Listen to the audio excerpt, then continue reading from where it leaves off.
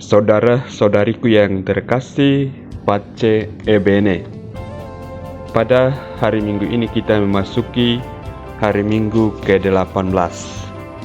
Dan Injil yang ditawarkan kepada kita untuk kita renungkan pada hari ini diambil dari Injil Yohanes pasal 6 ayat 24 sampai dengan 35.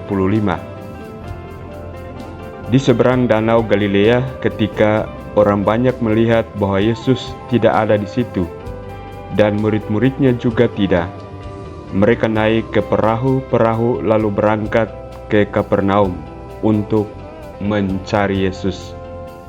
Ketika orang banyak menemukan Yesus di seberang laut itu, mereka berkata kepadanya, "Rabi, bila mana engkau tiba di sini?"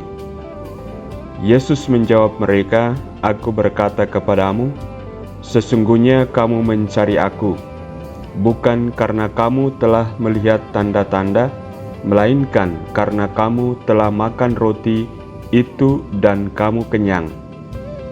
Bekerjalah bukan untuk makanan yang dapat binasa, melainkan untuk makanan yang bertahan sampai kepada hidup yang kekal, yang akan diberikan Anak Manusia kepadamu.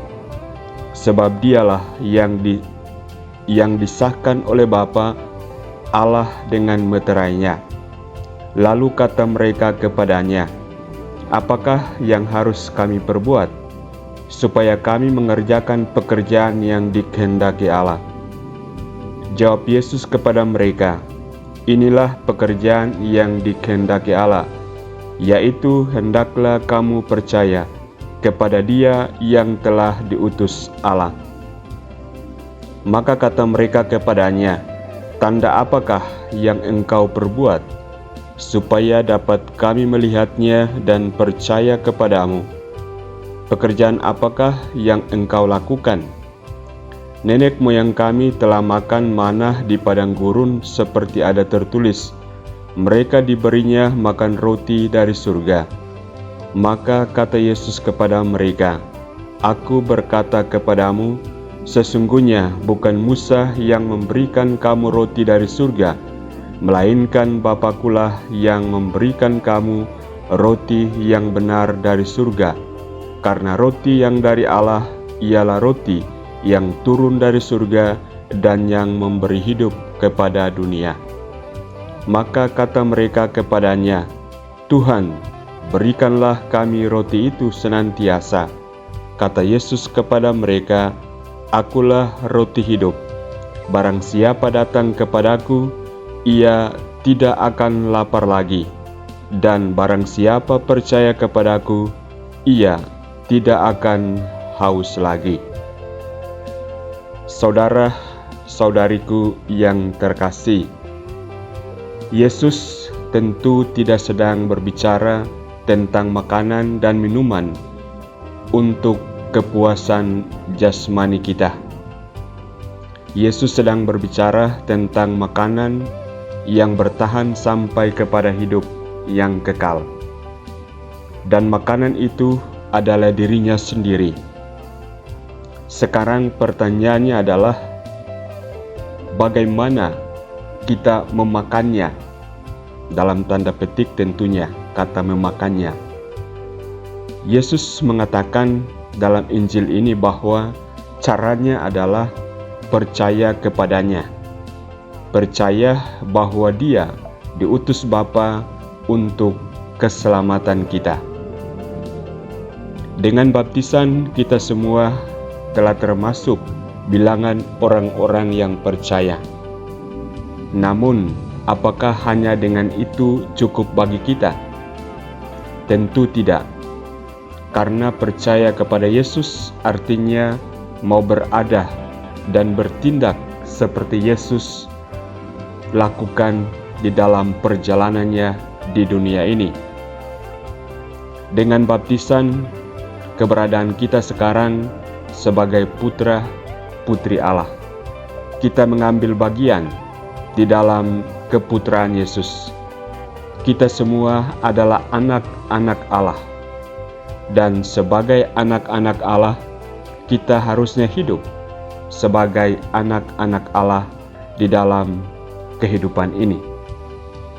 Dan tentu sebagai anak Allah bersama Yesus Tuhan kita, harusnya setiap hari kita boleh mengatakan dan melakukan apa yang pernah dilakukan oleh Yesus, yaitu Yesus mengatakan, "Makananku adalah melaksanakan kehendak Bapa-Ku." Selanjutnya pertanyaan untuk kita kemudian adalah, kehendak Bapa seperti apa yang harus kita lakukan, yang harus kita hidupi? Kita semua tentu tahu perintah yang ditinggalkan oleh Yesus untuk kita hidupi. Perintahnya adalah supaya kita mengasihi Tuhan dan mengasihi sesama kita. Hidup di dalam hukum kasih. Namun, ada beberapa hal lain yang mungkin perlu kita perhatikan kalau kita mau hidup di dalam hukum kasih itu. Pertama, biarkanlah kehidupan kita senantiasa dibimbing, dituntun oleh Roh Kudus yang telah dicurahkan oleh Allah kepada kita. Biarkanlah diri kita dipimpin, dituntun olehnya. Dengan cara yang konkret adalah mau mendengarkan senantiasa firman Tuhan, sabda Tuhan di dalam kehidupan kita. Hal lain adalah jangan pernah lupa untuk menghidupi yang namanya semangat kerendahan hati. Kerendahan hati akan membuat kita tidak lupa diri. Kita tahu bahwa dalam kehidupan ini ada Tuhan yang harus kita sembah, ada Allah yang punya segalanya, ada Tuhan yang punya segalanya yang menciptakan kita, di mana di depannya, di hadapannya kita hanyalah pendosa. Oleh karena itu, kerendahan hati juga akan membantu kita untuk melakukan yang namanya pertobatan. Dan kalau kita melakukan yang namanya pertobatan, maka ketika kita salah langkah, jatuh dalam salah dan dosa, kita akan dimampukan untuk selalu kembali kepada keadaan kita yang seharusnya, keadaan kita yang sebenarnya di hadapan Allah.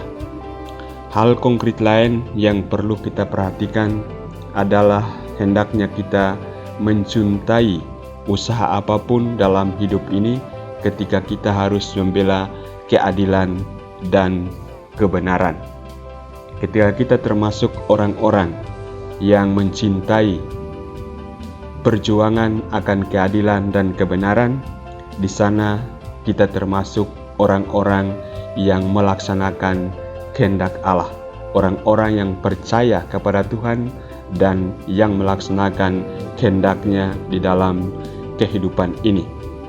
Hal lain yang penting juga kita lakukan di dalam kehidupan kita adalah semangat pengampunan, mengampuni mereka yang bersalah kepada kita. Jauhkanlah sikap kebencian, dendam di dalam hidup kita, karena itu hanya akan mendatangkan penyakit untuk kita. Sebaliknya, kalau kita mampu mencintai dengan cara mengampuni orang yang bersalah kepada kita, maka kedamaian akan kita petik, akan kita dapatkan di dalam kehidupan kita. Selamat hari Minggu, Tuhan memberkatimu.